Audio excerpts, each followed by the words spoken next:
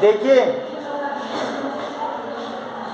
अपना प्रसंग चल रहा था बीए पार्ट फर्स्ट ईयर में, जो भक्ति काल के निर्गुण काव्य धारा के अंतर्गत मलिक मोहम्मद जायसी हैं, उनके द्वारा रचित पद्मावत जो लिखा है, उसमें से आपके सिंगलदीप वर्णन खंड और एक नागमती वियोग खंड। तो सिंगलदीप वर्णन खंड के 5 पद थे जो आपके मैंने करा दिए हैं। अगर उनमें किसी को कोई समस्या हो तो कभी भी मेरे से पूछ लीजिए, वाक्या समझ नहीं आई हो। और कल मैंने नागमती वियोग खंड का एक पद पढ़ाया था, उसमें किसी की समस्या हो कोई तो वो आप बता सकते हो, बाकी मैं फिर आगे बढ़ूँगा। नागमती वियोग खंड, ये नागमती कौन थी इसके विषय में अपन कल चर्चा कर चुके थे। नागमती चित्तौड़गढ़ के राजा रतन सिंह की धर्मपत्नी है, जो कहा सिंगलदीप जाने के बाद जो नागमती का वियोग हुआ है, उस विरह वियोग की स्थिति का चित्रण किया है। क्योंकि नागमती के प्रिय पति हैं, प्रियतम, वो चले गए हैं पद्मावती के पास सिंगलदीप। तो उसके बाद में जो वियोग कब होता है? जब नायक नायिका से दूर होता है। संयोग और वियोग रस की 2 अवस्था है, संयोग और वियोग। संयोग में तो कोई दिक्कत नहीं है, संयोग में तो दोनों नायक नायिका एक साथ रहते हैं, जो भी हंसी मजाक, हंसी ठिठोली और अपने जीवन को निकालते हैं खुशी से। लेकिन वियोग में जो सुख में बिताए हुए दिन है ना, वो दूर हो जाते हैं, श्रम प्रिय की याद रह जाती है। जैसे मथुरा जाने के बाद कृष्ण के जो गोपियाँ हैं, जो राधा है, वो भी सारी विरह वियोग से पीड़ित थी। ठीक उसी प्रकार नागमती का विरह वियोग हुआ है अपने पति के जाने के बाद। पति कहाँ गया है? सिंगलदीप। क्यों गया है? राजकुमारी पद्मावती के रूप सौंदर्य और उनके गुणों का बखान सुना है ना, तो बस मन में उनके गुण रूप सौंदर्य को आधार मानकर प्रेम कर बैठे और उसी प्रेम के बल पर राजकुमारी का लेके आए। तो उसके बाद में वियोग स्थिति जो हुई है नागमती के, उसी का इसमें चित्रण किया गया है, जो 12 मासा 6 ऋतु के माध्यम से किया है। लेकिन अपना सब कुछ वर्णन नहीं है, अपने मात्र 5 पद हैं आपके। तो देखिए, कल अपन ने पढ़ा था, तो कल जिसमें पढ़ा था उसमें क्या दिया था उसने कि मेरा जो पति प्रियतम है, कौन लेके गया था?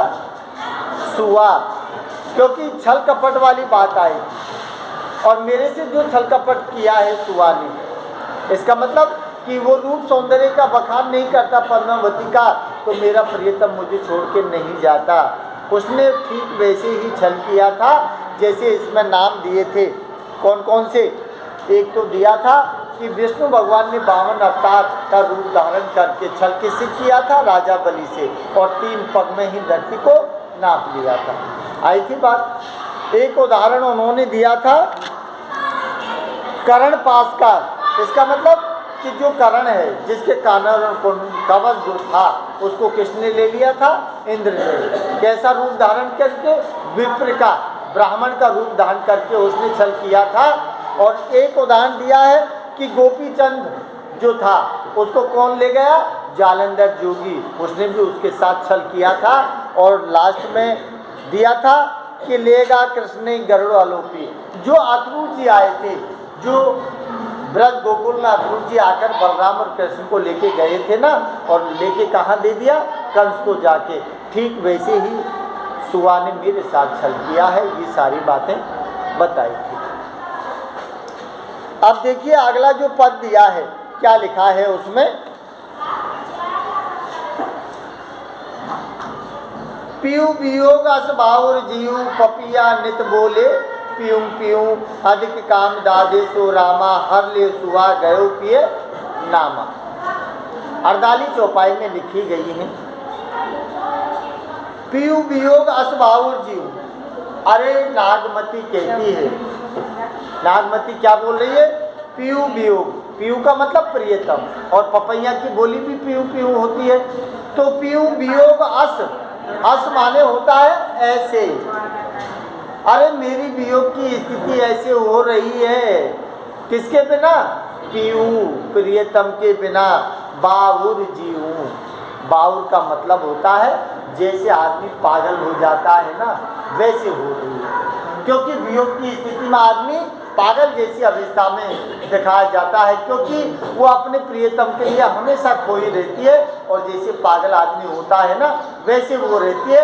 अब वो ये कहती है कि मैं कैसे जीऊं बिना, भाई पत्नी के प्राणों का आधार क्या है? पति। तो पति नहीं है तो फिर मैं कैसे जीऊं? क्या दिया है कि पीऊ वियोग स्वभाव जीऊं। अब तुम ही बताओ कि प्रियतम के बिना मैं कैसे जीऊं, क्योंकि मेरी स्थिति क्या हो गई? पागलों की तरह हो गई। बाहुर जीऊं, बाहुर का मतलब कि जैसे पागल होते हैं ना, ऐसे। अब बताओ तुम मैं कैसे जीऊं? आगे क्या दिया? पपिया नित बोले, और दूसरी तरफ जो पपैया है, जो पक्षी है ना, ये नित रोजाना बोलता है। क्या बोलता है? पीऊ पीऊ। इसका मतलब है पपैया अपनी प्रियतम को रात दिन पीऊ पीऊ बोलता है। तो वो बोलता है ना, तो मुझे भी मेरी प्रियतम की याद आती है। तो ये विरह वियोग को और बढ़ा देता है, विरह वियोग को और दोगुना कर देता है। अब बताओ कि तुम इन स्थितियों में मैं कैसे जीऊं? क्या दिया है? अधिक काम दादे सो रामा। अधिक काम। अब ये काम क्या है? काम जो है मदन, कामदेव को मदन कहते हैं। तो ये काम कामदेव की ओर इशारा है। और काम में क्या होता है? विरह वियोग के कारण अग्नि जलती है शरीर में। क्या दिया है? अधिक काम। अरे सीधी बात है कि मेरा प्रिय पति जो है ना, वो मुझे छोड़कर सिंगलदीप चला गया, तो मुझे अधिक काम। इसका मतलब है कि जो क्या दिया है? काम वासना की जो भावना है ना, काम, वो मुझे बहुत सता रहा है। क्या दिया है? काम अधिक दादे। दादे का मतलब दादना, जलना। और दादता जलता कब है आदमी? जब तपन होती है तब। तो उसने क्या दिया है कि अधिक काम दादे सो रामा। अरे रामा दिया है सो रामा। इसका मतलब अपने प्रियतम की ओर इशारा किया है उसने कि मेरे प्रियतम के बिना मेरी काम वासना की जो अग्नि है ना, वो बहुत ज़्यादा अधिक जल रही है, जिससे मैं क्या है? विरह वियोग सहन नहीं कर पा रही। क्या दिया है? हर लेव सुआ गयो पियो नामा। हर लेव सुआ अर्थात मेरे पति प्रियतम है, उनका क्या कर दिया? हर लेऊ सुआ। अरे सुआ ने उसको हर लिया, सुआ उसको लेकर चला गया। हर लेव सुआ। अरे मेरे प्रिय जो पति है, कौन? राजा रतन सिंह, उसको सुआ ने हरण कर दिया। और क्या दिया? गयो पियो नामा। अरे उनको लेकर चले गए। अर्थात वो रूप सौंदर्य का बखान नहीं करते तो शायद वो नहीं जाते। लेकिन हर लेव सुआ। अरे मेरे प्रिय पति जो है प्रियतम, कौन? राजा रतन सिंह, उसको हर लिया है सुआ ने मुझसे। गए और वो चले गए पीऊ नामा, और उनके साथ साथ प्रियतम का नाम भी चला गया। अर्थात चित्तौड़गढ़ के राजा अब यहाँ नहीं है। अब आगे क्या दिया है? ब्रह बान तस लागन डोली। ब्रह बान तस लागन डोली, रक्त पसीज भीज गई चोली, सूखा हिया हर बाबारी, हरे हरे प्राण तजई सब नारी। ब्रह बान तस लागन डोली। अरे वो कहती है नागमती कि ब्रह वियोग का जो बाण है वो मेरे अंदर लग गया है। ब्रह वियोग का बाण, बाण माने तीर। क्या दिया है? ब्रह बाण। अरे ब्रह वियोग का बाण जो है ना, वो मेरे पति ने दे दिया है, क्योंकि मुझे छोड़ के चला गया, तो वहीं ब्रह वियोग का बाण मेरे अंदर लग गया। तस अब मैं लाग न डोली। अब मैं डोल भी नहीं सकती हूँ, हिल भी नहीं सकती हूँ। क्यों नहीं हिल सकती, क्यों नहीं डोल सकती? क्योंकि ब्रह वियोग में स्थिति ठीक नहीं है। क्या दिया है? लाग न डोली। अरे ब्रह वियोग का बाण मेरे अंदर इस तरह से लगा है कि मैं न हिल सकती न डुल सकती। अर्थात स्थिति मेरी बुरी हो गई है। क्या दिया है? रक्त पसीज। अब विरह वियोग की अवस्था में जो क्या निकलता है? पसीना। पसीना निकलता है, पसीने की जगह अब क्या निकल रहा है? रक्त निकल रहा है। पसीने की जगह रक्त निकल रहा है कि रक्त पसीज। इसका मतलब कि मेरा शरीर जो पसीने से लथपथ हो रहा है ना, ये पसीने नहीं है, ये क्या है? ये मेरे शरीर से पसीने के रूप में निकला हुआ खून है, जिसमें मेरा शरीर लथपथ हो गया है। अर्थात रक्त से, पसीने के रूप में जो रक्त निकला है, उस रक्त से उसका शरीर पसीज गया है। और क्या दिया है? भीज गई चोली। अब शरीर पर जो पहनने के वस्त्र हैं, जिसमें कंचुक और चोली बोलते हैं अपन, तो चोली भी उसी रक्त में पसीज गई, अर्थात भीज गई है। ये सब क्यों हुआ है? विरह वियोग की स्थिति के कारण। सूखा ही है। अब विरह वियोग, इसका मतलब चिंता जब आदमी ज़्यादा करता है तो क्या होता है? शरीर पिंजर हो जाता है, सूख जाता है, और अस्थि का जो ढांचा है ना, वही खड़ा रह जाता है। क्योंकि चिंता चिता से बढ़कर दिखाई है। क्योंकि चिता तो क्या करती है कि मरे हुए आदमी को ठोक के जलाने का काम करती है, लेकिन चिंता जीते जी आदमी को खोखला कर देती है और उसको मार देती है। तो चिंता चिता से भी बढ़कर है, लेकिन यहाँ चिंता से विरह वियोग की स्थिति के कारण चिंता हुई है नागमती को। और क्या दिया? सूखा ही है कि ये भी हृदय। अरे जिस हृदय में कभी अपने पति प्रियतम के लिए खुश रहती थी ना मैं, वही मेरा हृदय अब सूख गया है। अब सूखने के कारण क्या हो गया? हार भा भारी। अरे राजा रतन सिंह की पत्नी है नागमती, कोई लल्लू पंजू औरत नहीं है, समझ रहे हो आप? तो अब रानी है, तो रानी के पास तो हीरे जवाहरातों के आभूषण हैं, लेकिन अब वो क्या लग रहे हैं? हार भा भारी। अरे सूखे हुए हृदय पर कोई भी हार पहनती हूँ ना, तो वो भी मुझे कैसे लग रहे हैं? भार के समान लग रहे हैं, अर्थात वजन असहनीय है। अब वो वजन सहन नहीं कर रही है, चाहे हार का वजन हो, चाहे और कोई आभूषण का वजन हो। क्या दिया है? हर हरे प्राण तजई। और कैसे मन करता है कि धीरे धीरे प्राण ऐसे लगते हैं जैसे इस शरीर को छोड़कर निकल जा रहे हो। हरे हरे, हरे हरे दिया है ना, हरे हरे का मतलब है धीरे धीरे। हरे हरे प्राण तजई सब नारी, कि जिस प्रकार विरह वियोग में नारी अपने प्राणों को त्याग देती है ना, ठीक उसी प्रकार मुझे भी ऐसा लगता है कि मेरे प्राण धीरे धीरे निकल रहे हों। किसमें? पति के वियोग के कारण। क्या दिया है? खन एक आव मेट में, खन एक आव। खन एक का मतलब है एक क्षण, क्षण को खन बोला है कि खन एक आव पेट में, कि एक क्षण के लिए सांस मेरे अंदर आती है।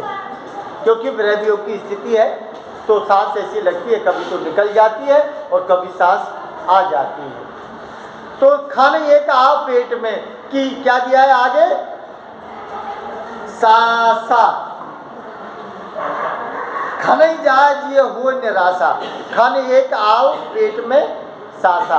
अरे एक क्षण के में तो पेट में से जो सांस है ना, वो निकल जाती है और एक ही क्षण में पेट में फिर सांस आ जाती है। इसका मतलब है कि स्थिति मेरी बेकार है। क्या दिया है? खन एक आव पेट में सासा, खनई जाए जीव हुई निराशा। खनई जाए जीव, और जो जीव है, जो प्राण है ना, वो कैसे ऐसे लगते हैं जैसे अभी एक क्षण में ही मेरे प्राण निकल जाएंगे। लेकिन आगे क्या दिया? होय निराशा। और ऐसे लगता है जैसे अभी अभी मैं क्या हूँ? मरने वाली हूँ। तो जीव निराशा में चला जाता है। एक क्षण में तो ही उसके अंदर सांस आती है और एक क्षण में ही उसके सांसें बाहर निकलती हैं। तो उस वियोग की स्थिति का चित्रण नागमती ने किया है। आगे क्या दिया है? पवन डोलावे सींचे चोला। अब जो पवन है, जो मंद सुगंध वायु जो बहती है ना, बस वही मेरे चोले को सींचने का काम करती है। चोला, चोला का मतलब होता है शरीर। चोला का मतलब क्या होता है? शरीर। पवन डोलावे सींचे चोला। अरे जो कभी कभार जो पवन चलती है, जो वायु चलती है ना, जो मंद सुगंध वायु चलती है ना, वही पवन मेरे चोले को सींचने का काम करती है। सींचने का मतलब है कि उसमें प्राण दान देने का काम करती है। थोड़ी सी जीव आ जाता है जब पवन चलती है तब। क्या दिया है? पैर एक समझो मुख बोला। और कभी कभी नागमती कैसी हो जाती है? अरे एक पहर दो पहर के लिए चुप हो जाती है, अर्थात गैर होश अवस्था में आ जाती है। गैर होश अवस्था में आ जाती है नागमती वियोग के कारण। क्या दिया? पैर एक समझो मुख बोला। अरे मैं जब भाषा बोलती हूँ ना, क्योंकि विरह वियोग के कारण स्थिति दुर्लभ है। 80 पंजर सूख गए, ये भी सूख गया है। तो जब 80 पंजर सूख गए, ये सूख गया, खाद कुछ नहीं रही है, तो आवाज़ कहाँ से निकलेगी? आवाज़ नहीं निकलेगी शरीर में। तो यहाँ क्या दिया? पैर एक समझो मुख बोला। अरे मैं जो बोलती हूँ ना, उसको समझने में एक एक पहर लग जाता है, लेकिन कोई मेरी भाषा को नहीं समझ पाता है, क्योंकि विरह वियोग की भाषा है और दुख की भाषा है, उसको कोई नहीं समझ पाता है। और दूसरी चीज़ कि उसकी स्थिति बेकार है, इसलिए कुछ बोलना भी चाहती है तो सही बोल नहीं पाती है। अब सही बोलेगा नहीं आदमी तो समझेगा कौन उस भाषा को? तो क्या दिया है कि पहले कि समझाऊं मुख बोला, कि मेरी जो भाषा बोलती हूँ मैं, उस भाषा को समझने में एक एक पहर लग जाता है। बस एक पवन है जो चलती है, और उसके चलने से मेरा जो शरीर है ना, इसमें थोड़े से प्राण आ जाते हैं। क्योंकि चोले को क्या करती है? वो पवन सींचने का काम करते हैं, और जब सिंचाई हो जाती है पैदा की, तो जीवन दान मिल जाता है। अब देखिए आगे क्या दिया है। प्राण पयान होत को राखा। और मेरे विरह वियोग के कारण क्या हो रहा है? प्राण पयान, कि मेरे शरीर से मेरे प्राण है ना, पयान। पयान का मतलब जाने के लिए उतावले हैं। पयान, प्रयाण बोलते हैं, कि ऐसे लगता है कि मेरे शरीर से मेरा जीव अभी निकल जाएगा। कि प्राण पयान होत को राखा, कि पता नहीं मैंने कैसे कैसे इस प्राणों को मेरे शरीर में रोके रखा है। क्या दिया है? प्राण पयान होत को राखा। अरे मेरे प्राण निकलना चाहते हैं मेरे शरीर से, लेकिन मैंने किसी तरह से मेरे प्राणों को रोके रखा है। क्या दिया है? को सुनाओ पीतम की भाषा। अरे मुझसे कोई आके क्या कह दे? मेरे प्रियतम पति जो राजा रतन सिंह है ना, उसकी आकर मुझसे कुछ भाषा कोई बोल दे कि भाई आ रहे हैं या नहीं आ रहे हैं, कि क्या बोला है उन्होंने, तो मैं जिंदी रह सकती हूँ। क्या दिया है? को सुनाओ पीतम के भाका। अरे मेरा जो दुख है, मेरा जो दर्द है ना, मेरी जो भाषा है, भाका, भाका का मतलब होता है भाषा, कि मेरी जो भाषा है ना, उसको मेरे प्रियतम से कौन सुनाए जाके, कि तू यहाँ पद्मावती लेवे आ गो, और पद्मावती के चक्कर में नागमती तो तू जागो जब तक मर जाएगी। तो कम से कम उसको छोड़े हुआ आके मुझे संभाले, तो मेरे प्राण वापस आ सकते हैं। तो मेरी भाषा को कौन सुने, कौन समझे, और कौन मेरी भाषा को राजा रतन सिंह से कहे। इस तरह की अपनी विरह वियोग की स्थिति का चित्रण किया है। अब दोहा लिखा है, जिसमें लिखा है, आज जो मारे विरह के आण उठे तेई लाग, हंस जो रहा शरीर में पांच जरागा भाग। आज जो मारे विरह के, इसका मतलब कि आज मुझे किसने मार दिया है? विरह ने। विरह रूपी बाण दिखाया था, तो विरह रूपी बाण लगा है, तो फिर व्यक्ति घायल भी है। और घायल कौन है? नागमती है। किसके कारण है? वियोग से है। तो आज जो मारे विरह के, अरे विरह वियोग जो मेरे अंदर लगा है, मेरे प्रियतम के बिना जो विरह वियोग में भोग रही हूँ ना, क्या दिया? आन उठे तेई लाग, वही विरह वियोग अब मुझे उठे तेई लाग, कि मुझे विरह वियोग इतना लग गया है कि मैं उठना भी चाहूँ ना, तो अभी मैं उठ नहीं सकती। विरह वियोग से इतनी दुखी हूँ मैं और मैं जा नहीं सकती। क्या दिया है? हंस जो रहा शरीर में। अब जो हंस है, हंस कौन सा? जो जीव रूपी जो हंस है ना, ये पता नहीं कैसे टिका हुआ है, क्योंकि विरह वियोग से ये शरीर तो क्या हो गया? बेकार। तो अब जो हंस है, हंस जो रहा शरीर में, अरे जो जीव रूपी हंस है ना, ये पता नहीं क्यों टिका हुआ है शरीर में। क्या दिया? पांख जरा। अगर इसके पंख होते तो शायद ये जीव कहाँ चला जाता? उड़कर सिंगल द्वीप चला जाता, प्रियतम के पास। राजा रतन सिंह जहाँ गया है ना, पंख होते, ये क्या दिया? पांख जरा। अगर पंख होते इस जीव रूपी हंस में, तो ये हंस उड़कर वहाँ चला जाता। जा भाग जाती में, यहाँ नहीं रहती, लेकिन अब मेरे पास ने तो क्या है? पंख है और मैं भाग सकती हूँ, इसलिए मेरा तो अंतिम क्या है? मरना ही तय है। इस तरह से नागमती ने अपनी विरह वियोग की स्थिति का चित्रण किया है। राजा रतन सिंह के जाने के बाद समझ आई बात? आगे